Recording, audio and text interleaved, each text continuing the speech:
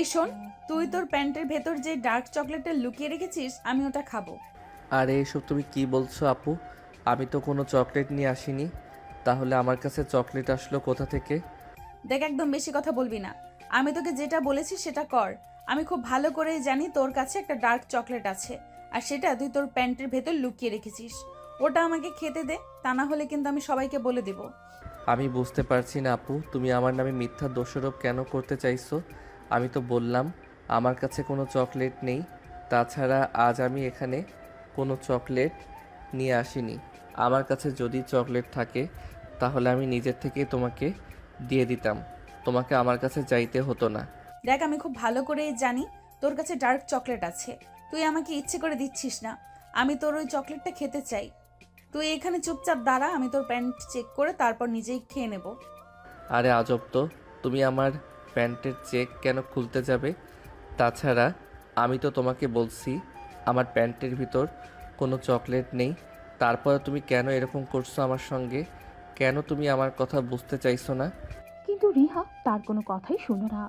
রুমের দরজাটা বন্ধ করে দিয়ে সঙ্গে সঙ্গে সে রাজকে ধাক্কা দিয়ে বিছানার উপরে ফেলে দিল।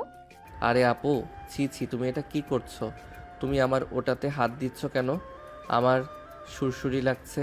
প্লিজ তুমি আমাকে ছেড়ে দাও। আমি কিন্তু বড় আম্মুর কাছে বলে দেব তুমি আমার ওটাতে হাত দিয়েছো। দেখ, একদম কথা বলবি না। চুপচাপ শুয়ে থাক। তোকে এতক্ষণ ধরে বলছিলাম আমাকে চকলেটটা একটু খেতে দে, কিন্তু তুই আমাকে চকলেটটা খেতে দিচ্ছিলি না। এখন দেখ আমি কি করে খাই। আরে আপু, তুমি তো আমার কাছে চকলেট চেয়েছিলে, কিন্তু এখানে তো কোনো চকলেট নেই। তুমি আমার ওটাতে এভাবে মুক্তি চাও কেন? প্লিজ এরকম করো না, আমার কেমন যেন লাগছে। প্লিজ আমাকে ছেড়ে দাও।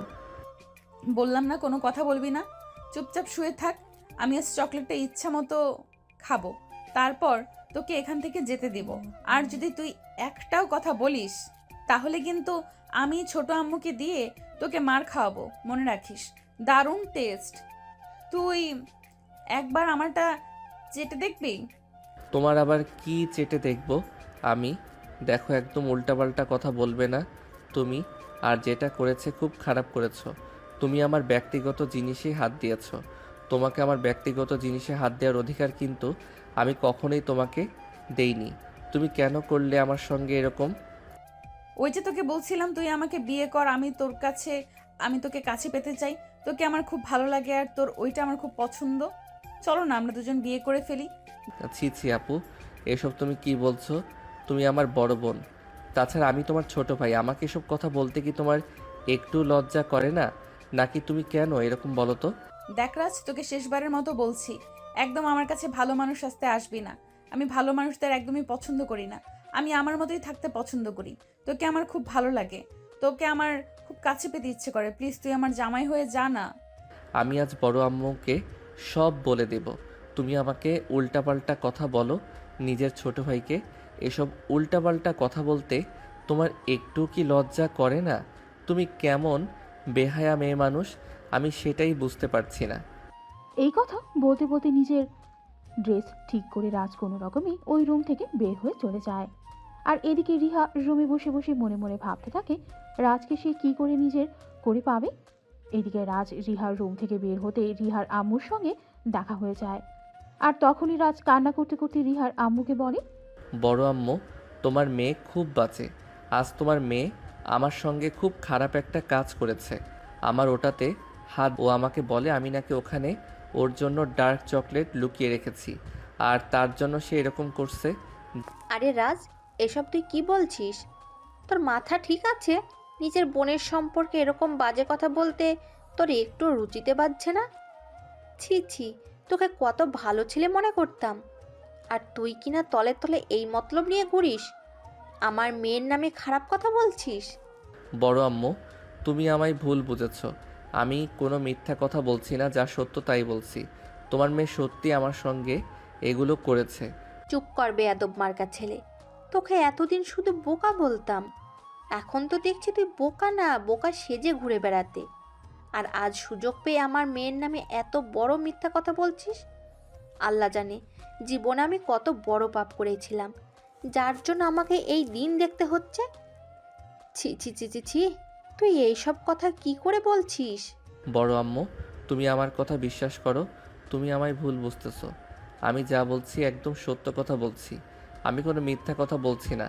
তাছাড়া আপনার নামে আমি কেন মিথ্যা কথা বলতে যাব? সে তো আমার নিজের বোন হয়, তাই না? হ্যাঁ, একদমই তাই। আমি এতদিন তোকে নিজের সন্তানের মতো মনে করতাম, কিন্তু তুই আজ যেটা করেছিস একদম খারাপ করে ফেলেছিস। তুই আমার মেয়ের নামে মিথ্যা কথা বলছিস। দুনিয়াতে আর কোনো মিথ্যা কথা খুঁজে পেলি না, আজ তুই আমার মেয়ের নামে যা ইচ্ছে তাই বলে যাচ্ছিস, আর আমাকে তাই বিশ্বাস করতে হবে? আজ তোর বাবা আসুক বাড়িতে, আমি তোর বাবার কাছে বিচার দেব। আমি আর আমার মেয়েকে নিয়ে তোদের সঙ্গে এই বাড়িতে থাকবো না। এতদিন ধরে তো শুধু তোর মা আমার মেয়েটার পেছনে লেগে থাকতো, এখন দেখছি তোকেও সব কিছু শিখিয়ে দিয়েছে। যাই হোক, কোনো চিন্তা করিস না, আমি আমার মেয়েকে নিয়ে তোদের সঙ্গে আর এক বাড়িতে থাকবো না। এই বলেই মিসেস রাহেলা বেগম মানে আমাদের গল্পের নায়িকার আম্মু ওখান থেকে চলে গেলেন। আসলে ভিউয়ার্স, আমার মনে হয় আপনারা মূল ঘটনাটা বুঝতে পারছেন না। তো চলুন আমি আপনাদেরকে মূল ঘটনাটা বুঝিয়ে বলি। রিহার আব্বু আর রাজের আম্মু আপন দুই ভাই। তাদের বাবা মা বেঁচে নেই। ছোটবেলা থেকেই দুই ভাই অনেক কষ্ট করে এত দূর পর্যন্ত এসেছেন। নিজেদের পরিশ্রমের টাকায় বিশাল একটা কোম্পানির মালিক হয়েছেন। তারপর বিয়ে শাদী করে দুজনেই সংসার করছেন। বড় ভাই রাশিদুল ইসলামের মেয়ে রিহা আর ছোট ভাই রোহান ইসলামের ছেলে রাজ। সুখের সংবাদ, তাদের কিন্তু দুই জায়ের মধ্যে সেরকম কোনো বনিবনা নেই। তারা বাইরে একরকম মিল, আর তারা দুই যা কোনোভাবেই সহ্য করতে পারে না তারা নিজেদের মতো আলাদা আলাদা থাকবে। কিন্তু তাদের দুই ভাইয়ের জন্য সেটা আর হয়ে ওঠে না, কারণ তাদের বাবা মা মারা যাওয়ার আগে তাদের বলে গিয়েছিল তারা দুই ভাই যেন কখনোই আলাদা না হয়। তবে আজ কি হবে সেটা তো বলা যাচ্ছে না। তো ভিউয়ার্স, চলুন আজকের ঘটনা জানার জন্য আমাদের মূল গল্পে ফিরে যাওয়া উচিত। এদিকে সেদিন রাত 8টা বাজবে না বাজতেই রিহার আব্বু বাড়িতে আসবে। রিহার আম্মু রিহার আব্বুকে বলতে লাগলো, দেখো, এখন আর আমি তোমার কোনো কথাই শুনবো না। তুমি আমাকে যা কিছুই বলো না কেন, তাতে কোনো কাজ হবে না। আমি আর এই বাড়িতে থাকবো না। এতদিন তোমার ভাই আর তোমার ভাইয়ের বউ আমার সঙ্গে শত্রুতা করেছে, আর এখন তোমার ভাইয়ের ছেলেও সতর্কতা করা শুরু করে দিয়েছে। আমার মেয়ের নামে যা না তাই বলে যাচ্ছে। আমি এসব আর সহ্য করতে পারছি না। আমি এখানে আর থাকবো না। তুমি যদি আমার সঙ্গে সংসার করতে চাও, তাহলে তুমি আমাকে নিয়ে আলাদা সংসার করবে। এসব তুমি কি বলছো? তোমার কি মাথা খারাপ হয়ে গেছে? তোমাকে তো একদিন আমি স্পষ্ট করে বলে দিয়েছি, আমি তোমাকে নিয়ে কখনোই আলাদা সংসার করতে পারবো না। আমার বাবা মা মারা যাওয়ার আগে আমাকে বলে গিয়েছিল যেন আমি আমার ছোট ভাইকে আমার সন্তানের মতো স্নেহ করে ভালোবেসে আমার কাছে রাখি। যতদিন আমি বেঁচে থাকবো ততদিন যেন আমি তার দেখাশোনা করি। আর এখন কিনা তোমার জন্য আমি আমার ভাইকে ছেড়ে চলে যাব? এটা আমি কখনোই পারবো না। তাছাড়া বিয়ের আগেই তোমাকে আমি বলেছিলাম আমি আমার ভাইকে ছাড়া কখনোই থাকবো না। ও আচ্ছা, এই ব্যাপার। তাহলে ঠিক আছে, তাহলে তুমি ধরে নাও আমি তোমার সঙ্গে আর সংসার করছি না। কারণ যে বাড়িতে আমার সঙ্গে শত্রুতা করা হবে, বেশ ভালো কথা, কিন্তু তাই বলে আমার মেয়ের সঙ্গে শত্রুতা করা হবে, এটা তো আমি কোনোভাবেই সহ্য করব না। তাই আমি আর এই বাড়িতে এক মুহূর্ত থাকবো না। আমি আমার মেয়েকে নিয়ে আমার বাবার বাড়িতে চলে যাব। তুমি এই বাড়ি থেকে চলে যাচ্ছ? যাও, সে তো বেশ ভালো কথা, কিন্তু তুমি আমার মেয়েকে কেন নিয়ে যাবে? আমার মেয়ে আমার সঙ্গে আমার বাড়িতেই থাকবে, কারণ আমার জীবনের দুইটা অংশ। প্রথম অংশ হলো আমার ভাই আর তার ফ্যামিলি, আর দ্বিতীয় অংশ হলো আমার মেয়ে। আমার মেয়েকে আমি কোনোভাবেই তোমার সঙ্গে নিয়ে যেতে দেব না। তাছাড়া তুমি বললেই তো আর মেয়ে তোমার সঙ্গে চলে যাবে না। ও আচ্ছা, এই ব্যাপার তাহলে। ঠিক আছে, কোনো সমস্যা নেই। আমার মেয়ে নিজেই তোমাকে বলবে যে সে তোমার সঙ্গে এই বাড়িতে থাকবে না, সে আমার সঙ্গে থাকবে এবং আলাদা বাড়িতে থাকবে। তখন দেখি তুমি কি করতে পারো। এই কথা বলেই রিহার আম্মু রিহাকে রাখতে লাগলো। আর রিহা তার আম্মুর ডাক শুনে ড্রয়িং রুমে চলে আসে। দেখতে পারে ড্রয়িং রুমে ছোটখাটো একটা বিশ্বযুদ্ধ শুরু হয়ে গেছে। আর ঠিক তখনই রাজের আব্বু অফিস থেকে আসে। বাড়িতেই চিৎকার আর শুনে রাজের আব্বু আর তার বড় ভাইকে জিজ্ঞাসা করে, কি ব্যাপার ভাইয়া, কি হয়েছে? বাড়িটা এত চিৎকার চেঁচামেচি কেন? মেয়ে যদি নিজের থেকে বলে যে সে তোমার সঙ্গে চলে যাবে, তাহলেই যেতে পারবে। জানি না ভাই, আমাদের এই বউ দুইটা কি শুরু করে দিয়েছে। আমাদের দুই ভাইকে একসঙ্গে থাকতে দিচ্ছে না ওরা। কেন এরকম করছে? ওরা কি ভেবেছে? ওরা এরকম করলেই আমরা দুই ভাই আলাদা হয়ে যাব? কখনোই না। সে নাকি রিহাকে নিয়ে এই বাড়ি থেকে চলে যাবে। আমিও স্পষ্ট বলে দিয়েছি, রিহা যদি ওর সঙ্গে যেতে চায় তাহলে ওই রিহাকে নিয়ে যেতে পারবেন, নয়তো ওর যেখানে ইচ্ছা ওখানে চলে যাক। দেখো ভাইয়া, এটা কিন্তু একদম ঠিক হচ্ছে না। ভাবি তোমায় বিয়ে করা বউ, তার কথা মেনে চলা তোমার কর্তব্য। তাই আমি বলবো তুমি তোমার বউকে নিয়ে আলাদা সংসার করো, আমার কোনো আপত্তি নেই। তুমি যদি বলো তাহলে এই বাড়ি ছেড়ে আমি চলে যাব আমার বউ বাচ্চা নিয়ে। তোর কি মাথা খারাপ হয়ে গেছে নাকি যে পরের বাড়ির মেয়ের জন্য আমি আমার ভাইকে ছেড়ে দেব? আমি কখনোই এরকম কিছুই করব না। আমি যতদিন বেঁচে আছি ততদিন তোদের সঙ্গেই থাকবো। আমি ততদিন তোকে আমার বুকেই আগলে রাখবো। আমি বেঁচে থাকতে কোনোদিনও তোকে এটা বুঝতে দেব না যে তুই একা। কিন্তু ভাইয়া, তারপরে আমি তোমাকে রিকোয়েস্ট করে বলছি, তুমি ভাবির সঙ্গে এমনটা করতে পারো না। সে তোমার বিয়ে করা বউ। প্রত্যেকটা মেয়ে বিয়ের পরে স্বাধীনতা পেতে চায়, নিজেদের মতো করে বাঁচতে চায়। তুমি তোমার ভাইয়ের দায়িত্ব পালন করতে গিয়ে স্বামীর দায়িত্ব থেকে নিজেকে সরিয়ে নিতে পারো না। তুমি ভাবির সঙ্গে কথা বলো এবং সবটা মিটিয়ে নাও। আর কোনো কিছুই সম্ভব নয়। এতদিন তোমাদের জন্য আমার সংসারে যথেষ্ট অশান্তি হয়েছে। আমি চাই না আর তোমাদের জন্য আমার সংসারে কোনো অশান্তি হোক। এতদিন শুধু তুমি আর তোমার বউ আমাদের সঙ্গে ঝামেলা করেছো, আর এখন তোমার ছেলেটাও এটাতে যুক্ত হয়েছে। তোমার ছেলেটাও আমার মেয়ের নামে যা ইচ্ছে তাই বলেছে। এসব আমি আর সহ্য করব না। কেন ভাবি, আমার ছেলে আবার কি করলো? আমার ছেলেকে তো আমি যতদূর জানি সে প্রয়োজনের বেশি কারোর সঙ্গে কথাই বলে না। তাহলে আমার ছেলে আবার কি ঝামেলা করলো? দেখো, আমি খুব ভালো করেই জানি এটা তোমাদের জামাই বউয়ের চক্রান্ত। তোমরা ইচ্ছে করে তোমার ছেলেকে নিয়ে এগুলো শিখিয়ে দিয়েছো। তাই আর সাধু সাজতে এসো না।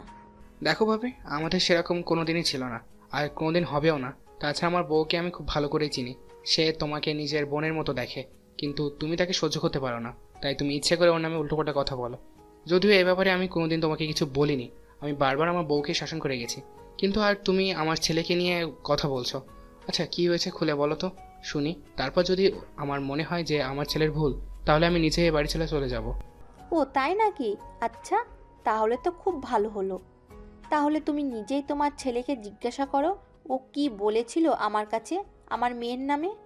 আচ্ছা ঠিক আছে, তুমি ওয়েট করো।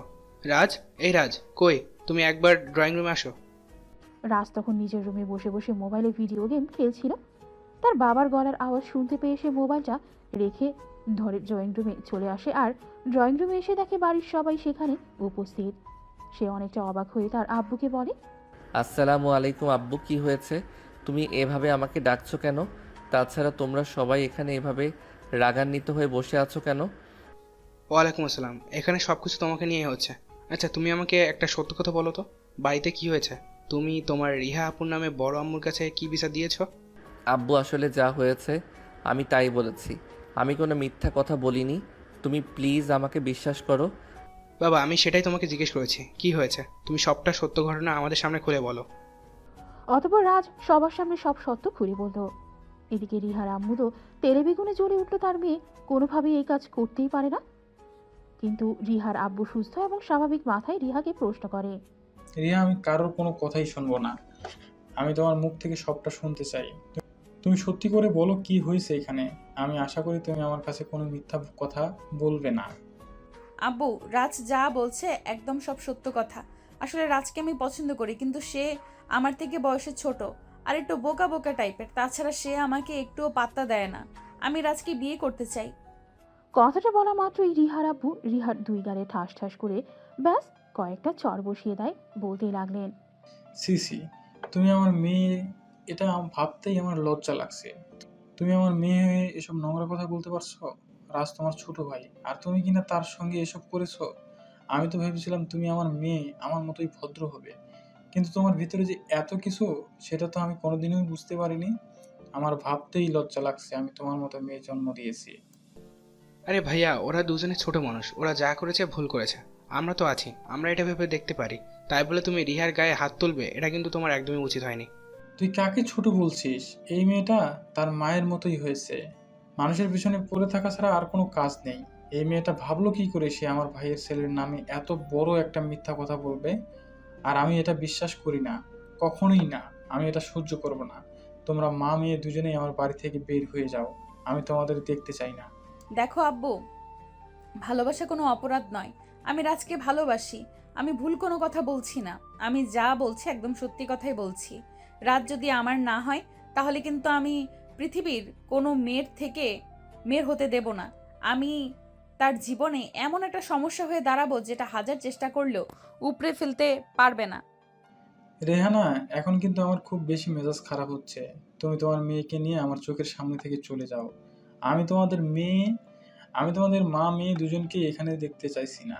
দেখবে কি করে? তোমার তো চোখ অন্ধ হয়ে আছে। ঠিক আছে, কোনো সমস্যা নেই। আমি আমার মেয়েকে নিয়ে এই বাড়ি থেকে চলে যাব। তারপর তুমি তোমার ভাই আর বাকি সবাইকে নিয়ে ভালো থাকো। তুমি তো এটাই চেয়েছিলে আমি এখান থেকে চলে যাই। তাছাড়া তুমি একা কেন চাইবে? তোমার ভাই, তোমার ভাইয়ের বউ, তোমরা সবাই তো চাও আমি এখান থেকে চলে যাই। ভাবি প্লিজ, তুমি তোমার মাথা ঠান্ডা করো আর রেহাকে নিয়ে রুমে চলে যাও। আমি ভাইয়ের সঙ্গে কথা বলছি। তোমরা দুজনেই নিজেদেরকে শান্ত করো এবং উত্তেজিত হয়ে কোনো সিদ্ধান্ত নিও না। প্লিজ, আমি তোমার রিকোয়েস্ট করে বলছি। দেখো, জুতা মেরে গরুদান করার কোনো প্রয়োজন নেই। আমি খুব ভালো করেই জানি এটা তোমাদের চক্রান্ত। তোমরা ইচ্ছে করেই আমাদের সঙ্গে এরকমটা করছো যেন আমরা এখান থেকে চলে যাই, আর তারপর আমাদের সমস্ত সম্পত্তি তোমরা আত্মসাৎ করতে পারো। কিন্তু বিশ্বাস করো, তোমরা এটা করতে পারবে না।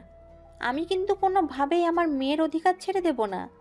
আমার মেয়ের অধিকার আমি আদায় করেই নেব। দেখো, আমি আবার বলছি, তোমরা ভুল করছো। আমার কিন্তু সেরকম কোনো উদ্দেশ্য নেই। আমি যদি আমার ভাইকে এখন বলি আমার ভাই তার সমস্ত সম্পত্তি আমার নামে লিখে দিতে দুবার চিন্তা করবে না, কিন্তু আমি সেটা করব না। কারণ বাবা মারা যাওয়ার পর আমার ভাই অনেক কষ্ট করে আমাকে পড়াশোনা করিয়ে মানুষ করে তুলেছেন, আর তারপর এই ব্যবসা দাঁড় করিয়েছে। আমি আমার ভাইয়ের সঙ্গে কোনোদিন প্রতারণা করব না। তাই তোমরা এসব চিন্তা কোনোদিন ভুলেও মাথায় এনো না। এদিকে রিহার আম্মু রাজের আব্বুর কথা না শুনে মুখটাকে একটা ভেঙচি মেরে রিহাকে নিয়ে সেখান থেকে চলে গেল। এরপর দুই ভাই ড্রয়িং রুমে বসে বেশ কিছুক্ষণ কথা বলো আর তারপর নিজেদের রুমে চলে গেল। আর এদিকে রাত 10টার দিকে সবাই ফ্রেশ হয়ে খাবার টেবিলে আসে।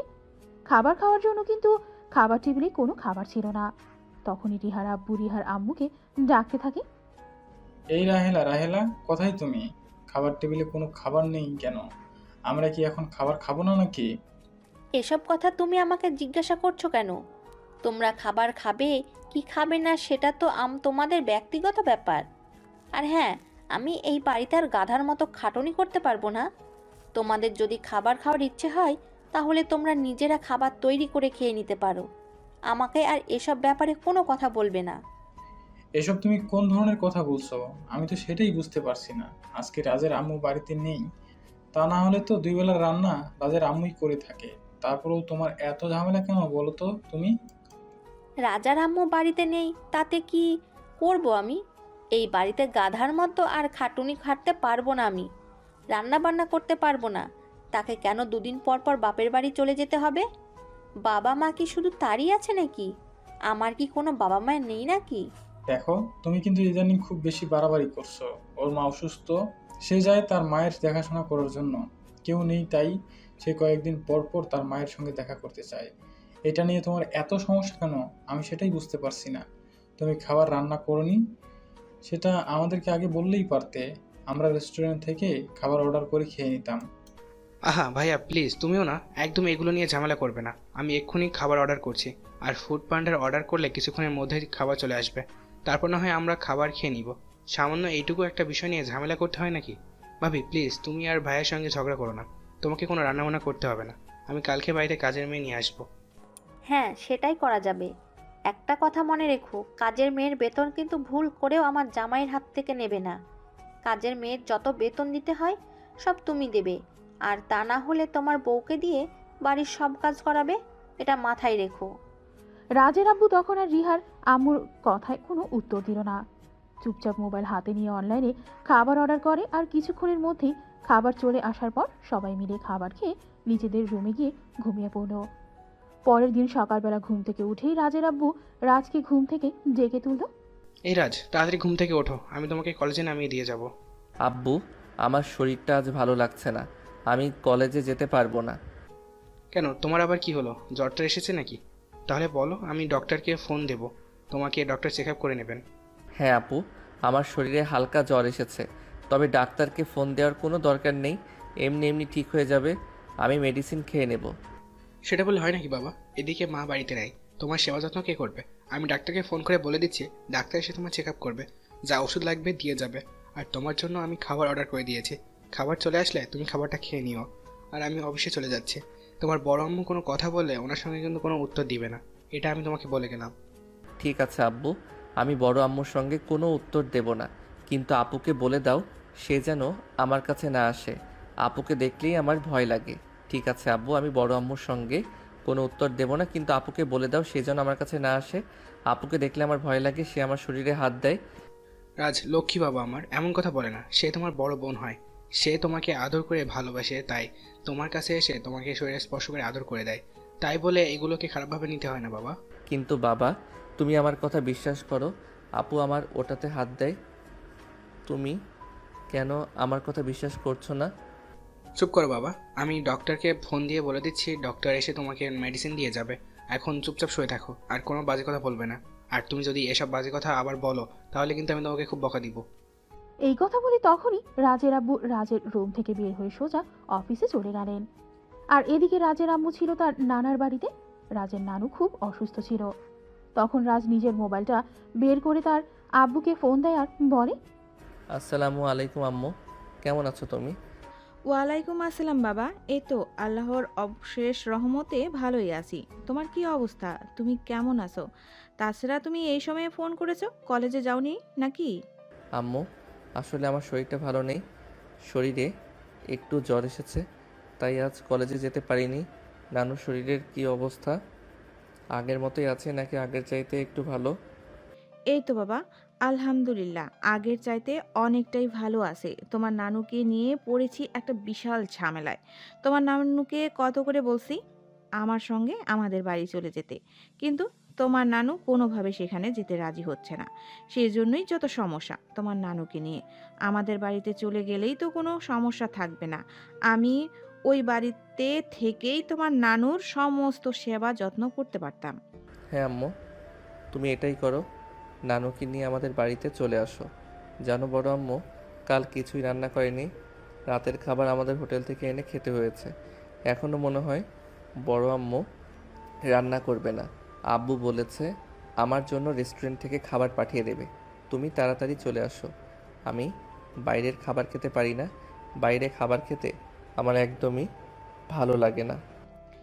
এসব কি বলছো বাবা?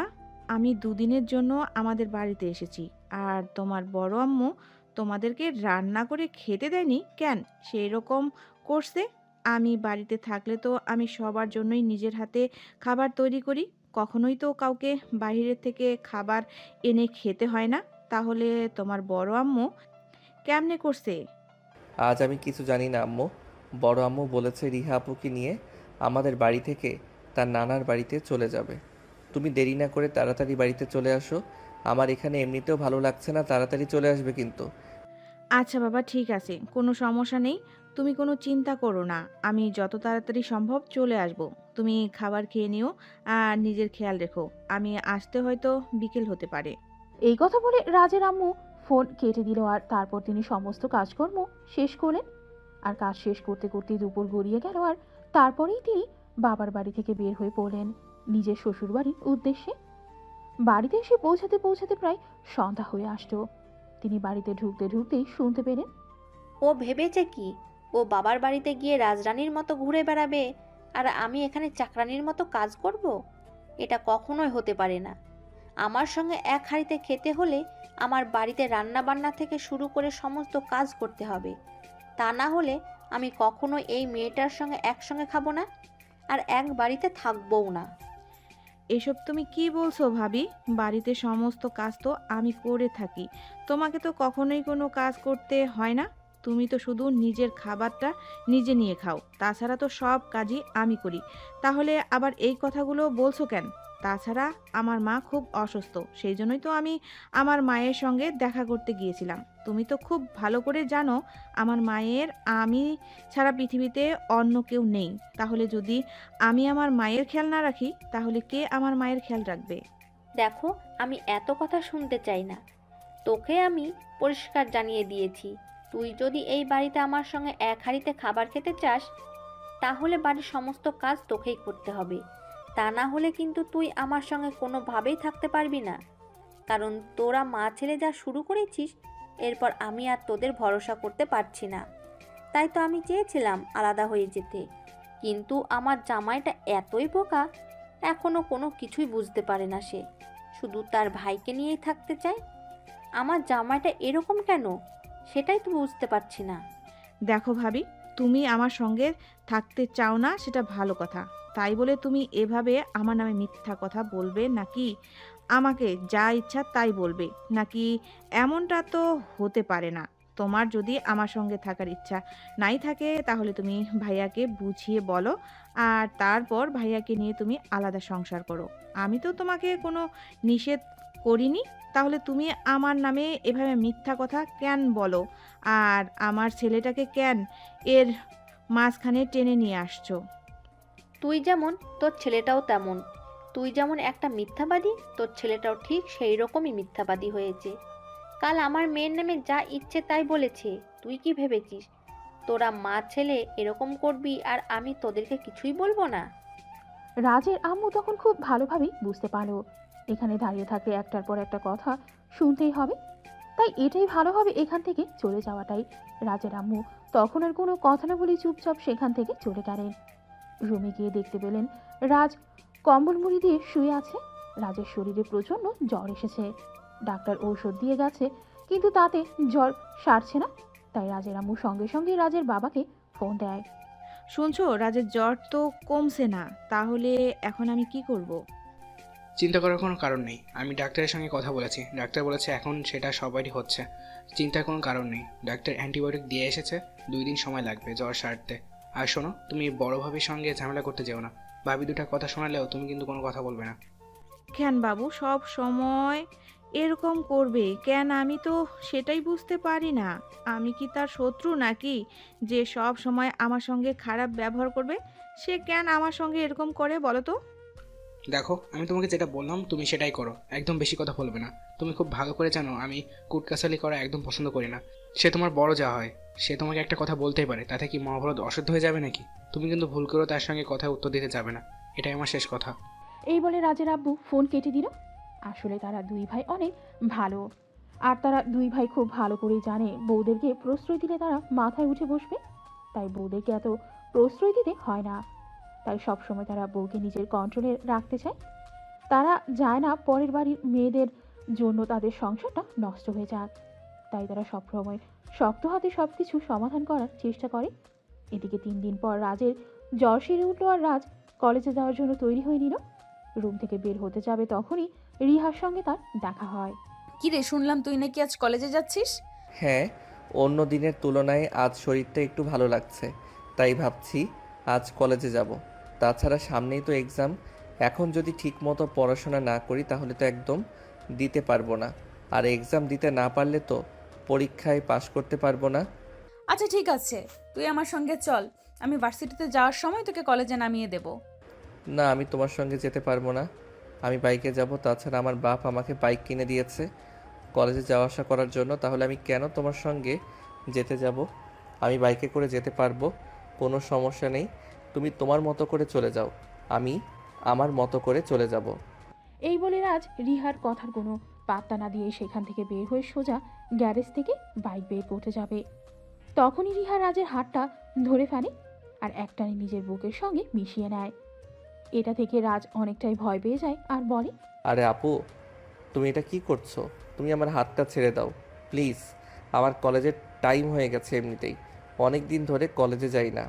আজ কলেজে গেলে স্যারের অনেকগুলো কথা শুনতে হবে, তার উপর আবার যদি লেট করে যাই তাহলে তো আর কোনো উপায় থাকবে না। অনেক দিন পর রুম থেকে বের হয়েছিস, তোর রুমে যাওয়ার অনুমতি নেই, তাই যেতে পারিনি। এতদিন পর তোকে চোখের সামনে দেখেছি, এখন কি তোকে এইভাবে ছেড়ে দিতে পারি নাকি? প্লিজ একটু আদর করতে দে। আপু প্লিজ, তুমি আমার সঙ্গে এরকমটা করো না। সেদিন যেটা করেছে সেটাই অনেক। তোমার জন্য আমাকে অনেক কথা শুনতে হয়েছে। শুধু যে আমাকে কথা শুনতে হয়েছে সেরকমটা কিন্তু নয়, আমার বাবাকেও কথা শুনতে হয়েছে। তাই আমি চাই না তুমি এরকম কিছু করো। শোন, তোকে দেখে আমি নিজেকে কন্ট্রোল করতে পারি না। তুই এমন একটা জিনিস যেটা থেকে নিজেকে কন্ট্রোলে রাখা খুবই কষ্টকর, তাই তুই এরকম কেন করিস? আমি তো তোকে একটু কাছে পেতেই চাই, এর বেশি কিছু তো নয়। তুই প্লিজ আমার হয়ে যা, আমি তোর হয়ে যাব। এরপর দেখিস দুজনে দুজনকে ভালোবাসা দিয়ে সমস্ত পৃথিবীর বাধা বিপত্তি জয় করে নেব। আপু, এসব কি বলছো? তুমি প্লিজ, তুমি আমাকে ছেড়ে দাও, আমাকে কলেজে যেতে দাও। তা না হলে কিন্তু আমাকে আম্মুর বকাও শুনতে হবে, কারণ আম্মু একটু পরেই নানুর বাড়ি যাওয়ার জন্য বের হবে। আর যদি আমাকে এখানে দেখতে পায় তাহলে তো আমাকে হাজারটা প্রশ্ন করবে। তখন আমি কি উত্তর দেব তুমি নিজেই আমাকে বলে দাও। কিন্তু রিহা রাজের এই কথাটা বলা শেষ করতে দিল না, তখনই সে রাজকে আরও টান দিয়ে নিজের কাছে টেনে নেয়। আর রাজের ঠোঁট দুটো নিজের দখলে নিয়ে নেয় আর তার ইচ্ছা মতো কিস করতে থাকে। এদিকে রাজ নিজেকে ছাড়ানোর জন্য প্রাণপণ চেষ্টা করতে থাকে। প্রায় 2 মিনিট পর সে রিহাকে নিজের শরীরের সমস্ত শক্তি দিয়ে ধাক্কা দিয়ে নিজে থেকে সরায়। আর এদিকে রাজের ধাক্কা সামলাতে না পেরে রিহা অনেকটা ছিটকে পড়ে গেল পিলারের সঙ্গে। তার মাথায় আঘাত লাগে আর তার মাথা ফেটে রক্ত বের হতে থাকে। এটা দেখে রাজ অনেকটা ভয় পেয়ে যায় আর চিৎকার করতে থাকে। আম্মু, ওই আম্মু, তোমরা কে কোথায় আছো? তাড়াতাড়ি এখানে আসো। রিহা আপুর মাথা ফেটে গেছে, মাথা থেকে প্রচণ্ড রক্ত বের হচ্ছে। তোমরা প্লিজ তাড়াতাড়ি এখানে আসো। রাজের চিৎকার শুনে বাড়ির সবাই সেখানে দৌড়ে আসলো আর রিহাকে এমন অবস্থায় পড়ে থাকতে থেকে রিহার আম্মু চিৎকার করে বলতে লাগলো, হায় আল্লাহ, এটা কি হলো আমার মেয়ের সঙ্গে? কিভাবে আমার মেয়ের মাথা ফেটে গেল? নিশ্চয় তুই কিছু করেছিস, বল তুই কি করেছিস আমার মেয়ের সঙ্গে? তুই ইচ্ছে করে আমার মেয়েকে ধাক্কা দিয়ে ফেলে দিয়েছিস যাতে আমার মেয়ের মাথা ফেটে যায়, তাই না? বড় আম্মু, প্লিজ তুমি আমাকে দোষ দিও না। রিহা আপু আমাকে জোর করে চেপে ধরে আমার ঠোঁটে কামড় দিচ্ছিল, তাই তো আমি তাকে ধাক্কা দিয়ে ফেলে দিলাম। প্লিজ তুমি বিশ্বাস করো, আমি ইচ্ছা করে এটা করিনি। আমি নিঃশ্বাস নিতে পারছিলাম না, তাই আপুকে সরাতে গিয়ে সে যে এভাবে পড়ে যাবে এটা আমি ভাবতে পারিনি। দুনিয়াতে মিথ্যা বলার আর জায়গা পাস না? তুই কেন এরকম করছিস বল? তুই কেন আমার আর আমার মেয়ের পেছনে এভাবে উঠে পড়ে লেগেছিস যাতে আমরা এই বাড়ি ছেড়ে চলে যাই আর সমস্ত সম্পত্তি তোর আর তোর বাবার হয়ে যায়? শোন, তোদের মা ছেলেকে আমার খুব ভালো করে চেনা হয়ে গেছে। আমি খুব ভালো করেই জানি তোরা মা ছেলে চাস না আমরা এই বাড়িতে থাকি। এখানে আমাদের জন্য ভালো কিছু হোক। তোরা মা ছেলে সব সময় এটা চাস যে আমরা এই বাড়ি ছেড়ে চলে যাই। এখানে তোরাই থাক। আজ রিহার আব্বু বাড়িতে আসুক, আমি রিহার আব্বুকে সব কিছু খুলে বলবো। আর তারপর হয় তোরা এই বাড়িতে থাকবি, নয়তো আমরা এই বাড়িতে থাকবো। হ্যাঁ, তুমি সেটাই করো। কারোর কোনো কথা শুনবে না, সেখানে তোমার সঙ্গে কথা বলাটা অনর্থক। আমার ছেলেটা তো বলছে এখানে কিছু একটা হয়েছিল। কিন্তু রিহার আম্মু রাজের আম্মুর কোনো কথাই শোনেনি। তিনি চিৎকার করে সারা বাড়ি মাতিয়ে তুললেন। এদিকে রিহার মাথা থেকে তখনও প্রচণ্ড পরিমাণ রক্ত বের হচ্ছে। তাই রাজের আম্মু তখনই গ্যারেজ থেকে গাড়ি বের করলেন এবং রিহাকে গাড়িতে ওঠালেন এবং যত দ্রুত সম্ভব হসপিটালে নিয়ে আসছেন। রিহার ট্রিটমেন্ট করানো হলো, তারপর রিয়াকে নিয়ে বাড়িতে ফিরে আসা হলো। এদিকে রাজের আর সেদিনও কলেজ যাওয়া হলো না। এরপর চলে গেল প্রায় 1 সপ্তাহ সময়। এখন রিহা অনেকটাই সুস্থ, তাই সে আজ ভার্সিটিতে যাবে। আর এদিকে রাজ তো প্রতিদিনই ভার্সিটিতে যাওয়া আসা করছে। সেদিন রাজ ভার্সিটিতে যাওয়ার জন্য রুম থেকে বের হলে তখনই রিহা নিজের রুম থেকে বের হয় আর সঙ্গে সঙ্গে রাজকে টান দিয়ে সে নিজের রুমে নিয়ে যায়। রাজকে রুমে নিয়ে সঙ্গে সঙ্গে এসে দরজাটা বন্ধ করে দিল। আর এটা দেখে রাজ বলতে লাগলো, দেখো আপু, তুমি অনেক দিন ধরে আমার পেছনে পড়ে আছো, আমার জন্য অনেক সমস্যা তৈরি করেছো। তাই আমি তোমাকে রিকোয়েস্ট করে বলছি, প্লিজ তুমি এরকম কিছু করো না। আর এগুলো আমার আর ভালো লাগছে না। প্লিজ তুমি এবার আমাকে এসব থেকে মুক্তি দাও। আমি তোমার এই অত্যাচারগুলো আর নিতে পারছি না। দয়া করে এসব অত্যাচার থেকে আমাকে মুক্তি দাও। তাহলে চল আমরা বিয়ে করে ফেলি, নয়তো তুই আব্বুকে বল তুই আমাকে ভালোবাসিস, তোর কাছে আমাকে বিয়ে দিয়ে দিতে। আপু, তুমি আমার আপন বোন হও, তোমার সঙ্গে আমার বিয়ে কখনোই হতে পারে না। তাছাড়া আমরা দুজন একই বাড়িতে বড় হয়েছি, আমাদের বাবার আপন ভাই, সেখানে আমাদের বিয়ে কি করে হতে পারে? দেখ, আমি এত কিছু জানতে চাই না, আমার তোকে লাগবে, তোকেই চাই। আর তুই যদি নিজের থেকে আমার কাছে ধরা না দিস তাহলে তোকে কিভাবে নিজের করে নিতে হবে সেটা আমি খুব ভালো করেই আমার জানা আছে। এখন তুই ভালো করে চিন্তা ভাবনা করে দেখ তোর জন্য কোনটা ভালো হবে। তুই নিজের থেকে আমার হয়ে যাবি, নাকি আমি জোর করে তোকে আমার করে নেব? আপু প্লিজ তুমি আমাকে যেতে দাও। বাড়ির যে কেউ এখানে এসে পড়বে, আর তোমাকে আমাকে একই রুমে দেখলে তারপর আবার একটা ঝামেলা হবে। প্লিজ তুমি আমাকে এসব ঝামেলার সম্মুখীন করো না, আমাকে যেতে দাও। এই বলে রাজ রুম থেকে বের হয়ে চলে যেতে চাইবে, কিন্তু রিহা সেটা করতে দিল না। তখনই ধাক্কা দিয়ে বিছানার উপর ফেলে দিল। আর সে রাজের বুকের উপর উঠে বসলো। তখন রাজ নিঃশ্বাস নিতে পারছিল না। আসলে রিহার শরীর স্বাস্থ্য মোটামুটি ভালো, আর রাজ ছিল চিকনা চাকনা একটা ছেলে।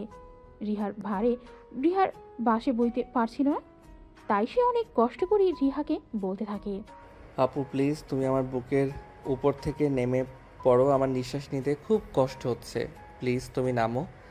আরে তুই এখনই এসব কথা বলছিস? বিয়ের পর তো তোর আদর ভালোবাসা পেলে আমি অনেক মোটা হয়ে যাব, তখন তুই কি বলবি? আমার নিঃশ্বাস বন্ধ হয়ে যাচ্ছে, প্লিজ তুমি আমার বুকের উপর থেকে নামো। এই কথা বলে রাজ রিহাকে নিজের বুকের উপর থেকেই নামানোর জন্য অনেক চেষ্টা করতে থাকে, কিন্তু কোনোভাবেই পেরে ওঠে না। আর না, আজ আমি তোর কোনো কথাই শুনবো না। আজ আমি খুব ভালোভাবেই বুঝতে পেরেছি, আর যাই হোক তুই কোনোদিনও আমার হবি না, আমার কথা কোনোদিনও শুনবি না। তাই তোকে যেইভাবেই হোক আমার করে নিতেই হবে। আর তোকে আমার করে নেওয়ার জন্য আমাকে চাই কিছু করতে হোক, আমি করতে রাজি আছি। এই কথা বলে রিহা আবারও রাজের ঠোঁট দুটো নিয়ে দখলে নিয়ে চুষতে থাকে। শুধু রাজের ঠোঁটে এসে সীমাবদ্ধ থাকলো না, রাজের গলায় আর সব স্পর্শকাতর জায়গায় স্পর্শ করতে লাগলো নিজের ঠোঁট দিয়ে, আর ইচ্ছে মতো চুমু দিতে লাগলো। অপরদিকে সে ততক্ষণে রাজের শরীর থেকে সমস্ত কাপড় খুলে নিয়েছে। এদিকে রাজ তো লজ্জায় মরে যাওয়ার মতো অবস্থা। আরে আপু এসব তুমি কি করছো? তুই আমার শরীর থেকে কাপড়গুলো কেন করছো? একদম চুপচাপ শুয়ে থাক, কোনো কথা বলবি না, তাহলে কিন্তু তোর সঙ্গে খারাপ কিছু হয়ে যেতে পারে। এই বলে রিহা আবারও রাজের ঠোঁট নিয়ে ইচ্ছে মতো চুষতে থাকে, আর ওদিকে হাত দিয়ে। এই কথা চিন্তা করতে করতে রাজের আম্মুর রিহা রুমের দরজায় নক করে। এই হিয়া, এই রিহা, রিহা, তোমার রুমের ভেতরে কে কথা বলছে? তুমি কি আজ ভার্সিটিতে যাওনি নাকি? নিজের মায়ের গলার আওয়াজ শুনে রাজের গলা শুকিয়ে একদম কাঠ হয়ে গেল। সে ভাবতেই পারছে না এখন তার সঙ্গে কি হতে চলেছে। সে ভয়ে ভয়ে জোরে জোরে নিঃশ্বাস নিচ্ছে আর রিহাকে বলছে, হায় আল্লাহ, এখন কি হবে আমি তো কিছুই বুঝতে পারছি না। আম্মু যদি এখন আমাকে এখানে এই অবস্থায় দেখে তাহলে তো আমাকে একদম খুন করে ফেলবে। আল্লাহ তুমি আমাকে রক্ষা করো, আল্লাহ তুমি আমাকে এই বিপদের হাত থেকে রক্ষা করো। আমি কিছু ভাবতে পারছি না আমার সঙ্গে কি হতে চলেছে। এই হারামজাদা, চুপ কর, একদম কোনো কথা বলবি না, আমি বিষয়টা সামলে নিচ্ছি। তোকে ভয় পেতে হবে না, আর ভয় পাওয়ার কোনো কারণ নেই। যেখানে আমি আছি সেখানে তুই ভয় পাবি কেন? এভাবেই দুজনের মধ্যে কথা চলছিল। তখন আবার রাজের আম্মু দরজার ওপাশ থেকে নক করে বলতে থাকে, কি হলো রিহা? আমি তোমাকে কোনো প্রশ্ন করছি, তুমি আমার কথার উত্তর করছো না কেন? তুমি রুমের ভেতর কার সঙ্গে গল্প করছো? তোমার ওখানে কে আছে বলো আমাকে। ছোট আম্মু, আমি আবার কার সঙ্গে কথা বলবো? এই তো বন্ধুদের সাথে গ্রুপ স্টাডি করছি, কোনো সমস্যা নেই। আর আজ আমার ভার্সিটি বন্ধ, তাই ভার্সিটিতে যাওয়া হয়নি। ও আচ্ছা, এই ব্যাপার, ঠিক আছে, কোনো সমস্যা নেই। একটা কাজ করো, তোমার সঙ্গে আমার একটু কথা আছে, তুমি একবার আমার রুমে আসো। ঠিক আছে আম্মু, কোনো সমস্যা নেই। আমি আমার গ্রুপ স্টাডি শেষ করে তারপর তোমার সঙ্গে দেখা করতে আসবো। আচ্ছা আম্মু শোনো, তোমাকে একটা কথা বলার ছিল। আমার না তোমার হাতের পেঁয়াজের বড়া খেতে খুব ইচ্ছে করছে, প্লিজ আমাকে কটা বড়া বানিয়ে দাও। এই তখন রাজের আম্মু বানিয়ে দিবেন বলে সেখান থেকে চলে যান। আর এদিকে রিহা রাজের ওপর থেকে নেমে পড়ে আর রাজকে বলে, চল আমার সঙ্গে ওয়াশরুমে, দুজনে একসঙ্গে ফ্রেশ হয়ে নেব। আর তারপর তুই চুপি চুপি আমার রুম থেকে বের হয়ে কলেজে চলে যাবি, বাড়িতে কেউ যেন কিছু বুঝতে না পারে। আমার কাপড় চোপড় কোথায়? আগে তুমি আমার কাপড় চোপড় দাও, আমার খুব লজ্জা করছে। তুমি কি করলে এটা আমার সঙ্গে? এই দেখ, একদম বেশি কথা বলবি না, এত কথা বলা আমার একদমই পছন্দ নয়। তোকে আমার মনে লেগেছে, তাই তো আমি তোর সঙ্গে এরকমটা করেছি। তাছাড়া তোকে তো আমি আগেই বলেছিলাম আমার প্রস্তাবে রাজি হয়ে যা, তাহলে তোর আর আমার দুজনের জন্যই ভালো হবে। কিন্তু তুই তো আমার কোনো কথাই শুনলি না। এখন তাড়াতাড়ি আমার সঙ্গে আয়, তাড়াতাড়ি ফ্রেশ হয়ে নিবি। এই বলে রিহা ওয়াশরুমে ঢুকে গেল। কিন্তু রাজ বিছানাতেই বসে আছে, কারণ সে নিজের কাপড় খুঁজেই পাচ্ছিল না। এভাবে কারোর সামনে যেতেই সে লজ্জা পাচ্ছিল। এদিকে রিহা প্রায় 10 মিনিট পর ফ্রেশ হয়ে ওয়াশরুম থেকে বেরিয়ে এসে দেখলো রাজ তখনও বিছানার উপর বসে আছে। এটা দেখে রিহা অনেকটাই রেগে গেল আর রাজকে বলতে লাগলো, কি রে, কি ব্যাপার, কি সমস্যা তোর? তুই এখন এখানে বসে আছিস কেন হাবলার মতো? তোকে না আমি সেই কখন বললাম আমার সঙ্গে যেতে, ফ্রেশ হয়ে আসবে, কিন্তু তুই আমার কথা শুনলি না কেন? আপু, আমি আমার জামা কাপড় খুঁজে পাচ্ছি না। আমি এখানে এভাবে কিভাবে বের হব? আমার খুব লজ্জা করছে। প্লিজ তুমি আমার জামা কাপড়গুলো খুঁজে এনে দাও, তারপর আমি এখান থেকে বের হচ্ছি।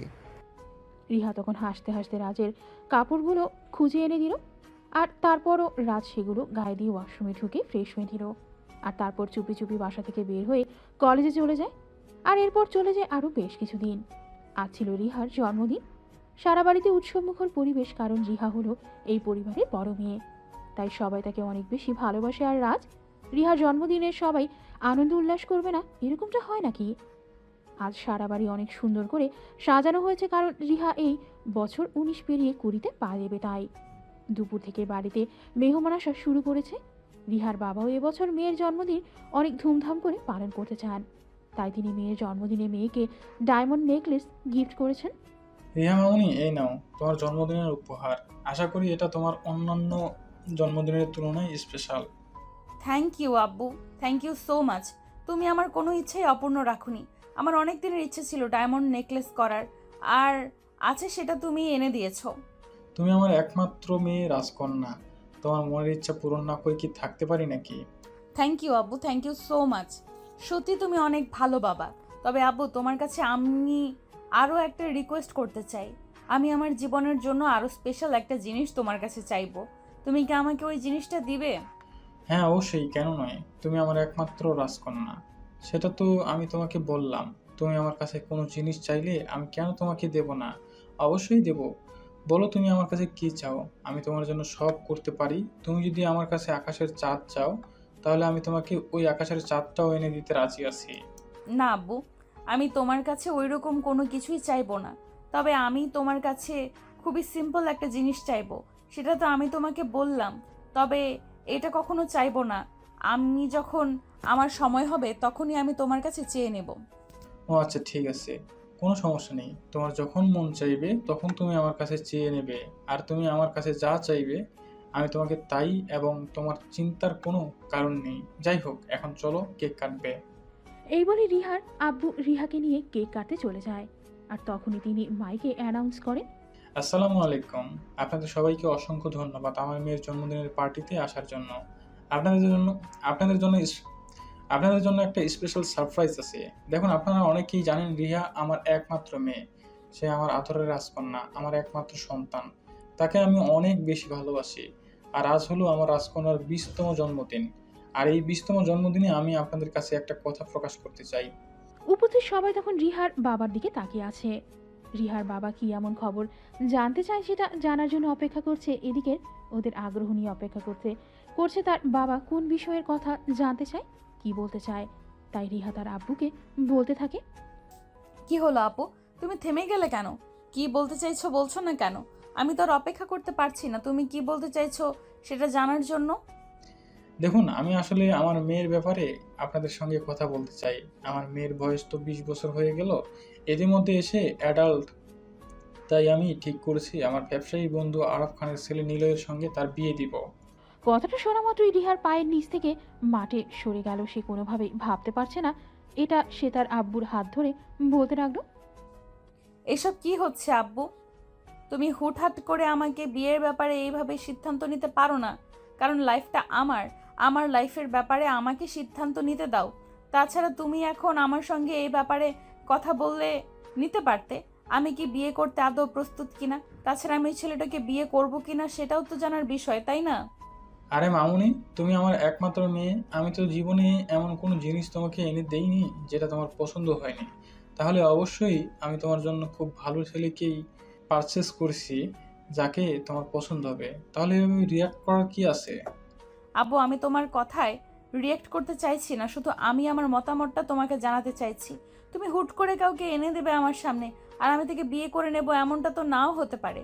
আমি একজনকে ভালোবাসি আব্বু। তোমার পছন্দের ছেলেকে বিয়ে করা আমার পক্ষে সম্ভব নয়। রিয়া, তোমাকে আমি আরও একটা কথা আরেকবার মনে করে দিচ্ছি। তুমি প্রেম ভালোবাসা যাই কিছু করো না কেন, সেগুলোর কোনো মূল্য আমার কাছে নেই, কারণ তুমি আমার একমাত্র মেয়ে। তোমাকে আমি আমার পছন্দ করা ছেলের সঙ্গে বিয়ে দেব। তুমি যাই বলো আর যাই করো, তোমার কথা কোনো শুনবো না এই ব্যাপারে। তাহলে তুমি আমার স্পষ্ট কথা শুনে রাখো, আমিও কিন্তু তোমার পছন্দ করা ছেলেকে বিয়ে করব না। প্রয়োজন হলে তোমাদের ছেড়ে, এই বাড়ি ছেড়ে, সব কিছু ছেড়ে অনেক দূরে চলে যাব। প্রয়োজন হলে সারা জীবনে আর কোনো দিনও তোমাদের কাছে আসবো না। তারপরও আমি আমার ভালোবাসার মানুষ ছাড়া অন্য কাউকে কোনো দিনও বিয়ে করতে পারবো না। এই কথা বলে রিহা সোজা সেখান থেকে চলে গেল। কিন্তু রিহার আব্বু প্রচণ্ড জেদি। তিনি তার বন্ধুকে কথা দিয়েছেন তার বন্ধুর ছেলের সঙ্গে নিজের মেয়ের বিয়ে দেবেন। এখন তিনি কোনোভাবে কথার নড়চড় হতে দিতে পারেন না। তাই তিনি অনুষ্ঠান অসমাপ্ত রেখে মেয়ের সঙ্গে কথা বলতে আসেন এবং মেয়েকে বলতে থাকেন, এসব কি হচ্ছে? তুমি কি আমার মান সম্মান ধুলে মিশিয়ে দেওয়ার জন্য এসব কিছু করছো নাকি? তুমি এভাবে সবার সঙ্গে আমাকে অপমান করার চেষ্টা কেন করছো? তুমি এক্ষুনি নিচে চলে যাও, সবাই তোমার জন্য অপেক্ষা করছে। তুমি কেক কাটবে আর তারপর সবাই খাওয়া দাওয়া করে নিজের বাড়িতে চলে যাবে। কিন্তু তুমি এভাবে হুট করে এখানে চলে এসেছো কেন? কেন চলে এসেছি সেটা কি তুমি বুঝতে পারছো না, নাকি বুঝতে চাইছো না? তোমাকে তো বললাম আমি তোমার পছন্দ করা ছেলেকে বিয়ে করব না। আমি অন্য একজনকে ভালোবাসি আর তাকেই বিয়ে করব। আর তাকে যদি না পাই জীবনে অন্য কোনো ছেলেকে কোনোদিনও বিয়ে করব না। প্লিজ তুমি নিজের মাথা ঠান্ডা করো, আর ঠান্ডা মাথায় চিন্তা ভাবনা করো, তারপর সিদ্ধান্ত নাও। তাছাড়া এই বিষয়ে পরে চিন্তা ভাবনা করা যাবে। এখন তুমি আমার সঙ্গে চলো নিচে, সবাই তোমার জন্য অপেক্ষা করছে। তুমি কেক কাটবে। রিহা তখন কোনো কথা বলল না, চুপচাপ তার আব্বুর সঙ্গে নিচে চলে আসলো আর কেক কাটলো। কারণ এখানে বাইরের মানুষ রয়েছে আর বাইরের মানুষের সামনে সিন ক্রিয়েট করাটা কোনো ভদ্র ফ্যামিলির মেয়েদের কাজ নয়। তাই সে চুপচাপ কেক কেটে দিল আর তারপর মুখ ভার করেই ওখান থেকে চলে আসে। এদিকে দেখতে দেখতে আরও 1 মাস সময় চলে গেল। রিহার আব্বুর বন্ধুর ছেলে 1 সপ্তাহ হয়েছে বাংলাদেশে এসেছে। আর আরাফ খান তার ছেলের সঙ্গে এই ব্যাপারে কথা বলে। নিলয়, তুমি তো খুব ভালো করেই জানো আমি আমার এক বন্ধুর মেয়ের সঙ্গে তোমার বিয়ে ঠিক করে রেখেছি। মেয়েটা দেখতে যেমন মাশাল্লাহ, তেমনি গুণবতী আর শিক্ষিত, স্মার্ট। আমি যে তোমার একমাত্র সন্তান, তুমি ছোটবেলা থেকে অনেক কষ্ট করে লালন পালন করে আমাকে মানুষ করছো, বিদেশে রেখে পড়াশোনা করিয়েছো। তুমি আমাকে যা বলবে আমি তাই করব। আমি কখনোই তোমার কথার অবাধ্য হব না। তুমি যদি কোনো কন্যা ল্যাংড়া লুজার মেয়েকেও আমার কাছে এনে দাও, আমি হাসতে হাসতে তাকে গ্রহণ করে নিব। আমি কখনোই তাকে অ্যাভয়েড করব না। হ্যাঁ বাবা, এটা আমি খুব ভালো করে জানি।